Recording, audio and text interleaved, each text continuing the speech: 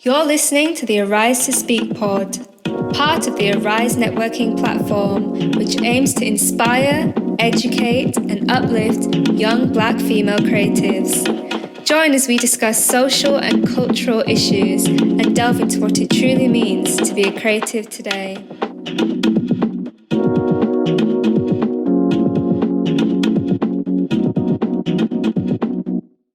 Hi guys! Hi guys! Welcome to the Arise to Speak pod. We're your hosts, Zoe and Olivia, and in this episode, we're focusing on the impact Gen Z has had on the creative industry so far and the current creative culture. So, what is Gen Z? Gen Z is the newest generation after millennials. So, it's if you were born between 1997 and 2012. This don't make sense because why does it say 2012/15? You know what? I don't think it's been completely established yet. Okay, well, so people in Gen Z are currently between 8 to 23 years old. So you and I are Gen Z, Zoe, whether you like it or not. Personally, I don't know. I feel like we're the cusp. We talked about this earlier. Yeah, but I feel like we're not millennials either. So no, I don't know what we are. We are ourselves. So to get a better idea of what Gen Z is, well, most of you probably are Gen Zs, but the main qualities that we found was we're used to instant gratification. So with our phones and Snapchats and Instagram, when you post something, you get a like. We like to have rewards then and there. Yeah. We're also very adaptable. So with new technology, I found I don't want to be rude, but the older generation, when you get an upgrade on your computer or there's a new TV come out or Netflix, you don't know how to work it. Whereas I feel like we're not phased by new technology. Yeah, we've grown up with it. Yeah, we want to get the new next thing. It doesn't bother us that we might not know how to work it yet. Do you know what I mean? Yeah. We're very competitive, and I found that really, especially in creative courses as well. I guess it's anything, whatever the course, you actually are in competition with each other to get a job. But coming from a creative background, I found that was very one thing. I feel like, oh sorry. Oh no, I'll just say with the competitive thing, I feel like because of the way that we are nowadays, it's so easy to see what other people are doing. So it kind of drives your competitive nature in a sense.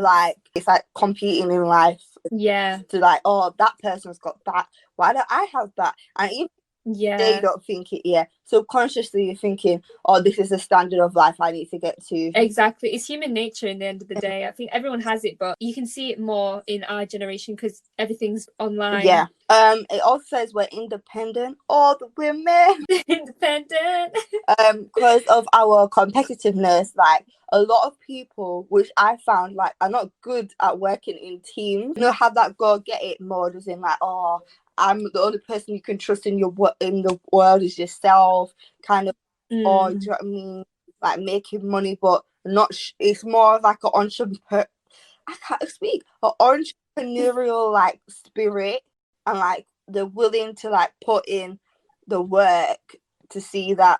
You can especially see that with social influencers and YouTubers. It's very entrepreneurial. I can't say the word. I'm sorry.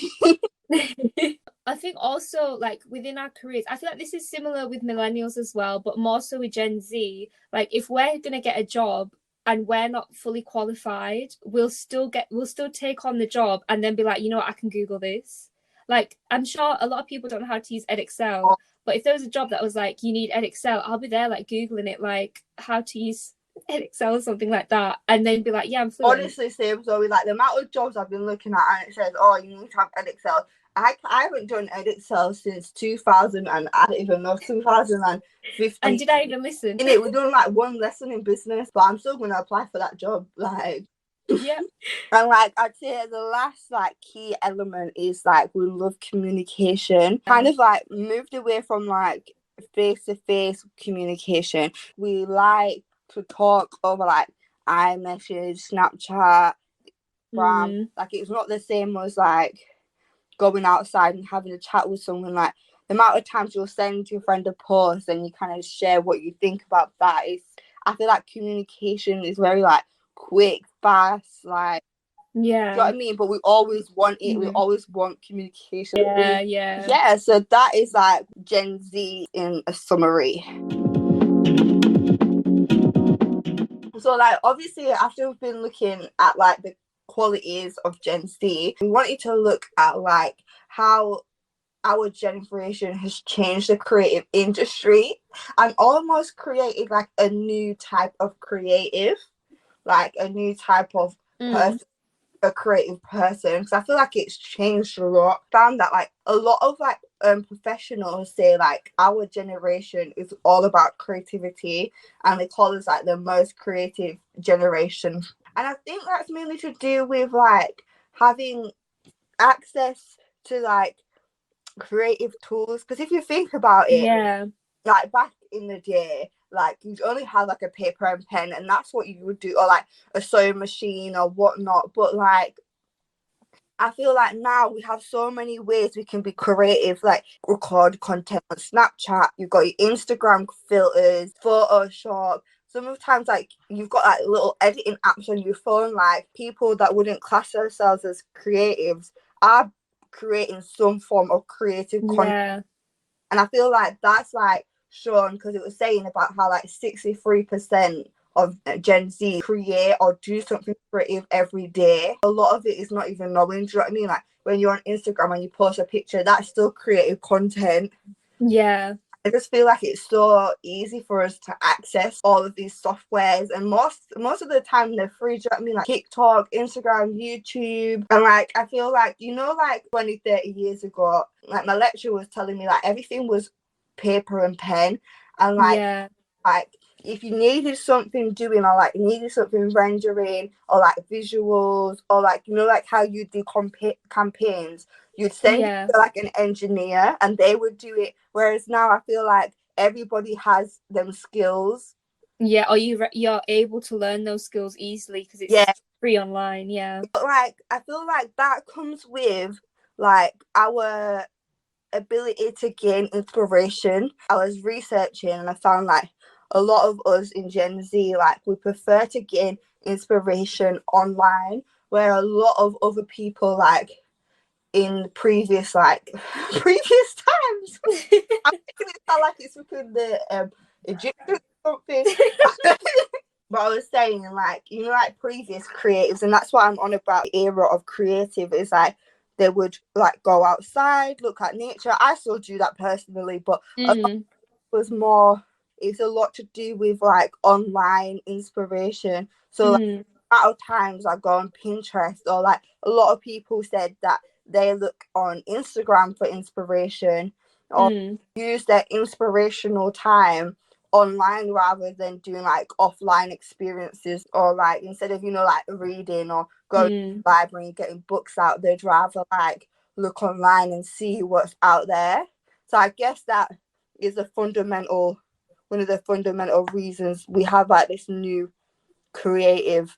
You don't have to go to uni to get a degree to become a creative. There's so many ways you can access it nowadays. And I feel like the term creative industries are just getting bigger and bigger, because you could even add now marketing and like social media, like marketing, because that's got so much like creative content in that. And there's so many different segments within that as well. It's hard to keep up. There's a lot going on. So with all the plus sides of how technology helps creatives, we've started to think like, is the way that we consume technology good for our like creative brains in a sense? We wanted to see like what is the things that we need essentially for our brains to be the best that they can be. And one of the things was, you know, obviously everyone needs sleep, but because we're consistently like looking at screens, like you'll say you're taking a break from your laptop, but you'll pick up your phone and start scrolling. So with the use of like blue lights, I'm sure a lot of you have heard of that already, but they affect your brain's production of the hormone melatonin. Means that, you know, when it's time to like put your head down and go to sleep, your brain's still going on because you're not feeling as drowsy as you should do because of the blue lights. And And as a creative, you need sleep to sort of process all the ideas that you've had within the day. So that could be a sort of like blockage to, the next day when you need to start coming up with ideas. Honestly, I feel like it's especially hard being a creative and like the screens and sleep, because it's contradictory, because it's like all day, and like I know everyone spends all day on screens, but when you're creative, that's your job, like it on your desktop or your laptop, and the lights will be dimmed. This is like this big bright light shining all day.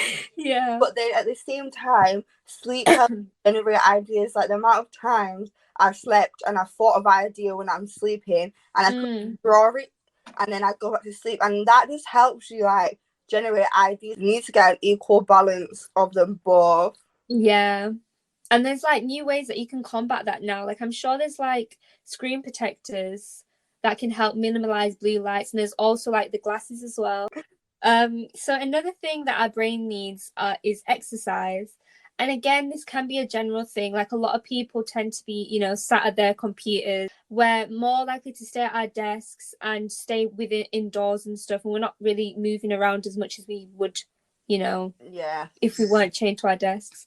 And another thing is connection. As we can connect with others through our phones, we don't really go out of our way to make like genuine, like face-to-face connections as we would like 20 years ago. And we won't really like strike up a conversation on the street with some random person. I mean, some people might, but personally, I'd find myself being awkward if I was to just randomly go up to a stranger when I don't know them. Would you say that you would feel comfortable with more face-to-face connection? What some would say artificial is like being on the computer and stuff. I don't know, because I feel like me personally, like I say I'm nervous about making new friends, but I feel like I don't say I'm good at it, good at it, but like I'm quite a sociable person. But if I had the option of doing like a first interaction over the socials or over that, then I would rather, because it's like takes that awkwardness away, do you know what I mean? Like I'm sure that there are a lot of people out there though that are very like socially anxious and rather talk over the internet, strike up conversations. But it is important to like, even if you feel nervous, like you just have to just push through it, because do you know what I mean? How are you going to get a job or network with people? Yeah, that was going on to my next point. I was saying, because we're used to like having connections online and with people that we know and sort of thing, it's harder to network in like normal everyday sort of events and stuff like that, because you're so used to networking like online and sort of having that sort of, Yeah, like me personally, like I feel like it's good to network online, and I know everyone will be like, oh, that's a new thing, like the new way to get jobs. But like from my experiences, I've had like people like, oh yeah, let's connect, let's keep in touch, but it never followed. Whereas like I'd rather have that face to face, like okay, I've spoken to this person and they know what I'm like. I feel like more of a chance of me getting opportunity from that, because I can gauge what they're thinking. Do you know what I mean? Yeah, I feel like it is easier. Yeah, like the amount of times I've had people on LinkedIn or like on Facebook or Instagram thinking like, oh yeah, like we should connect, we should do something sometime. I feel like people just do it because I don't even know, maybe it's part of the bloody job description. Yeah, same. So would you say, as because you're Gen Z as well, would you say you'd find it easy to go up to a stranger and just build up conversation? Oh no, I don't know. The casual, I don't know, so that's hard. See, because when I think of like an older generation, like the generations before us, I feel like they would, because obviously there was no internet, they'd see a stranger and be like, oh hi, how you doing? Our generation now, if someone came up to me and was like, hi, how you doing? Like I'd find it like, oh, innit? I don't know this person. Do you know what I mean? Yeah, like when I go out with my grandparents, like the amount of times they're like, oh, like there'll be like another old couple on the train. Like, Gramps, did you know who that was? And they're like, oh no. Like they're always just making conversation with people. 9 times out of 10, I'm not gonna create any form of like contact, communication. Yeah. Do you know what I mean? I feel like it's very rare for me to start talking to someone. And then the last thing is stimulation. And obviously, our brains do need to be stimulated, but some people have argued that we're overstimulated. And because of this, our attention spans have dropped. So apparently, Gen Z, our attention spans are 8 seconds, and that's dropped, I think, 3 seconds from the last I think that generation. is true. And Like that makes us sound like goldfish. it does, but I do find myself being impatient sometimes. Like if something doesn't load up quick, I'm like, what is wrong with this thing? Same, You know? but 8 seconds is ridiculous. My attention span is longer than 8 seconds. 8 seconds is a joke. So because of this, as creators, we're not able to stay in the moment. We're burning out a lot faster, and we're finding ourselves with like less motivation or inspiration at the end of our projects, because obviously our attention span probably is not as good as it should be because of our overstimulated lifestyles. So obviously all these things that come with social media and technology have been amazing for creators and continues to help us. But we've also got to look at the sides where social media's effect on society are causing a sort of battle with our like primitive minds. And what I mean by that is, you know, our brains essentially still run the same way as it did thousands of years ago. Like our primitive selves had like this sort of sense of instant gratification, which you have talked about earlier. Yeah. They would go out, they'd hunt, they'd eat, and they'd feel satisfied. And there were smaller things in their lives that they'd be able to achieve faster. But obviously nowadays we're not out here hunting mammoths, you know, to get dinner. We've got a lot of things in our lives in 2020 that we have like different routines and different goals and different routes that show success. And sometimes these routes they take a lot more than just going out to hunt. And in a sense, we're not getting the gratification that we want as quickly as we want to get it. I feel like that's like kind of builds of like a mindset of like I'm not good enough, like I'm not here. Like I feel like especially I've fallen trapped into this of like looking at my life at 21, which is still very young, still looking thinking, oh my gosh, should I be driving by now? Should I be moving out? Should I do this? Should I do that? Especially now as well, because we have the access of social media and seeing what other people are doing on the other side of the world or like 10 minutes down the street. Like you can see how they're living their life and maybe their success has happened quicker or has like taken place now and yours is going to take place later. I feel like it creates that culture of like, oh, why am I not successful? I'm not where I should be. Look at these other people. You finish uni or you finish, do you know what I mean? Whatever path you're on, you should be happy. But like because you haven't, you're seeing other people with bigger achievements, I guess, and then you're seeing another person with a bigger mammal or whatever. Yeah, exactly. And you're not happy. Do you know what I mean? Whereas like it just takes time, and I think we need to get out of this culture and this mindset of like, oh, I need things now. This needs to happen now. Like I need to sort out my life now. Because we want to meet this measurement of success, because that's how our brains are programmed. It's resulting in us wanting to be successful younger. As Olivia said, we want more money, we want careers, we want fame. Humans always want more, but we're wanting this at a younger age. And when we feel like we're at that age of success, as you said, this is what society's determined that we need to be at. And if we haven't met those goals and achievements, we feel like we're failures. And that's leading to like self-deprecation and potentially like depression at younger ages than, you know, as it would be years before. And then looking back like throughout history as well, when you look at artists and designers, decades ago, they would spend so many years perfecting their craft and working on projects. But nowadays, we have like this consistent pressure to put out consistent products and projects in order to maintain a sort of relevance. And that's leading us to like burn out a lot sooner. And I feel like social media and society is definitely adding like a sort of pressure on us than ever before in other generations. And because of like we crave like constant visual and constant social validation with like likes and viewerships and stuff like that. But yeah, like back onto what your point is, we're trying to do too much too young. And to back off what you've said, with like our sort of Instagram oversharing culture, sort of feeling like you need to have all your success in order to network as well. Like on LinkedIn and Instagram, you sort of got to show like all these things that you've done and all these things that you're doing. It's opening other people and yourself up to more forms of comparison, because you're seeing, like you said, someone's doing this, someone's achieved that, someone's got their grad job already.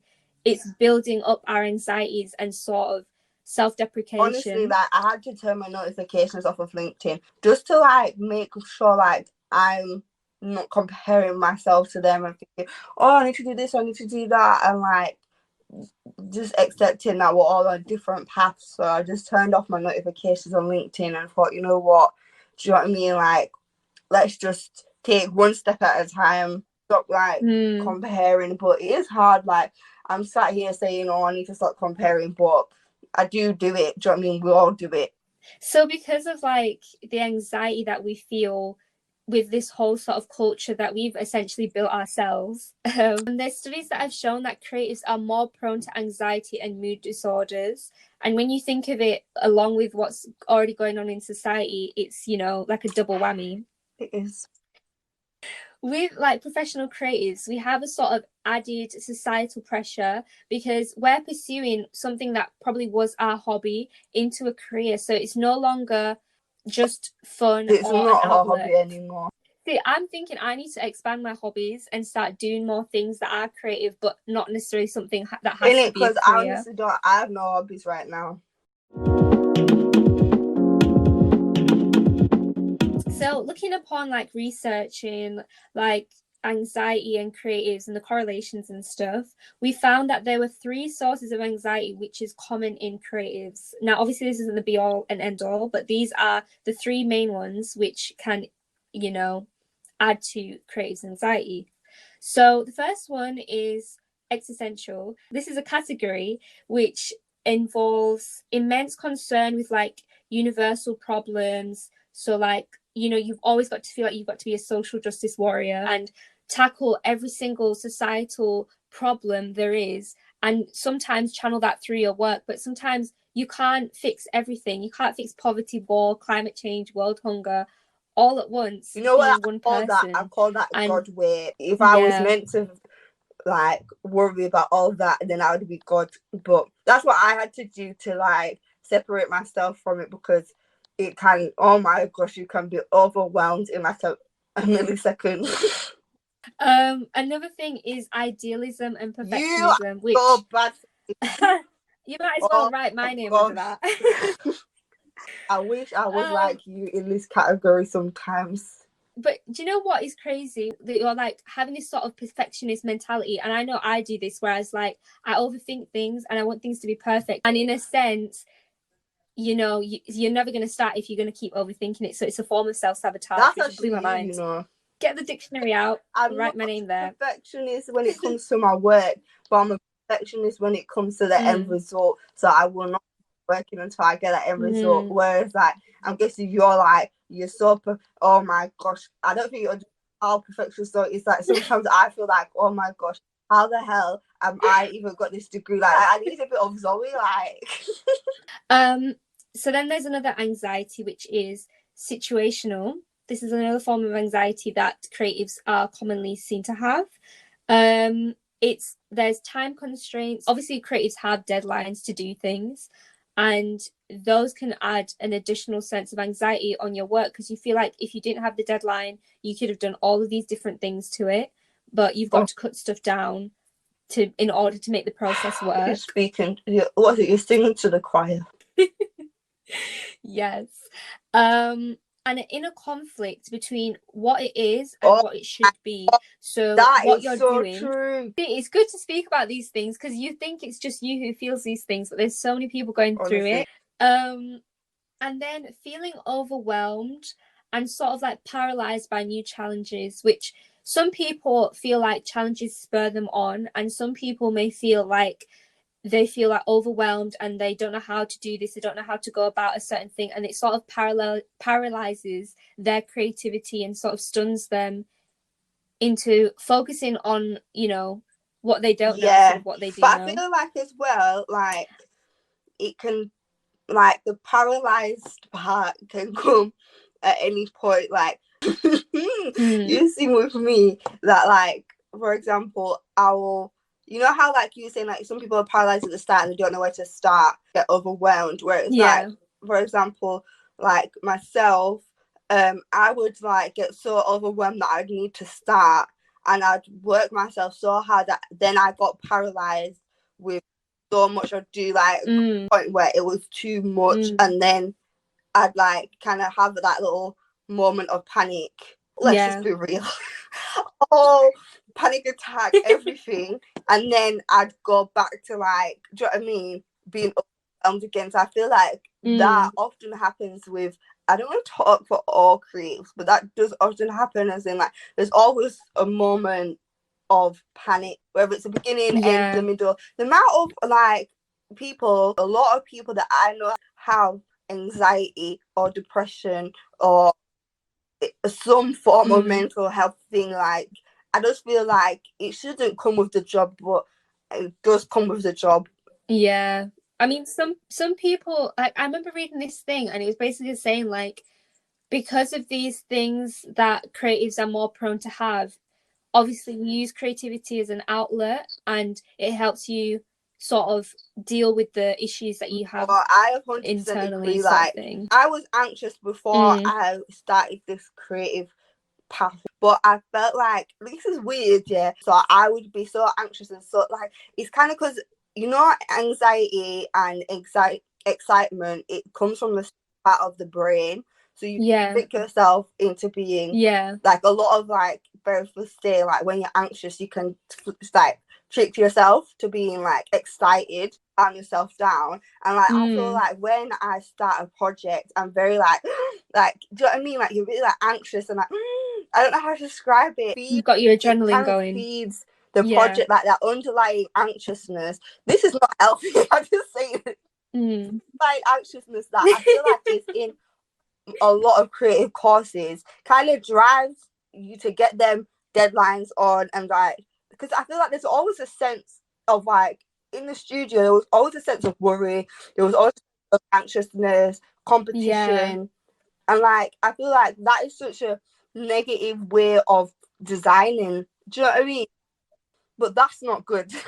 It makes you think, all right, I'm like, again, it's like excitement in it. Let's get creative. But it's like, why can't we just all like be chilled and listen to music? And then like lack of resources to accomplish a task. I feel like when I found out about that one, that made me think of like softwares that I don't know how to use yet, but I know I will need to learn eventually, or I might need it for a task, and it sort of overwhelms me. Again, linking back to that other point, where if I had to use like a new software that I'm not used to and I'm learning as I'm going, it sort of brings an additional sense of anxiety. And then lastly, we have self-imposed anxiety, which is just setting unrealistically high standards for yourself and a high quality of work that, you know, you will achieve at a certain point, but you're expecting it right off the bat. And you had to tell me this so many times. Like, you had to remind me this as well. Like, and then also like negative self-talk, being overly analytical about yourself and the place that you're in at the moment. And sort of there's like another one which is sort of believing that you shouldn't really have criticism for your work. Obviously, being a creative, you sometimes put your heart into things, and hearing someone say like it's not good, or you don't like, they don't like it.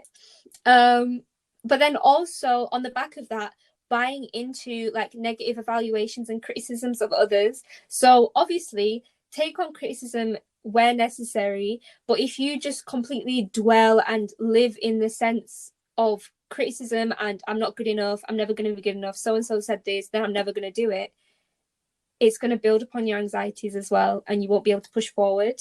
So with all these things that we've talked about, these anxieties, the societal pressures that we have, imposter syndrome is a big thing that a lot of people experience, especially people of color, and more specifically Black women, because it's like that. If you think of intersectional racism and injustices that have gone on, those are things which can play into being a Black woman. So, if you don't know what imposter syndrome is, it's a psychological pattern in which a person doubts their skills, their talents, or accomplishments and has persistent internalized fears of being exposed as being like a fraud. When you think of like being a woman in general, there's unconscious biases and all these things which sort of make you feel like, okay, the most common thing for designers is white, male, middle-aged. So me being a woman, I don't feel like I fit there. And also being a black woman further adds to that because I've not seen any black person at the top either. So that sort of threads its way into the whole sense of imposter syndrome. No, I just feel like I know I've definitely fallen and still is like in this as in like there's been so many times where you always think like, how am I gonna do this?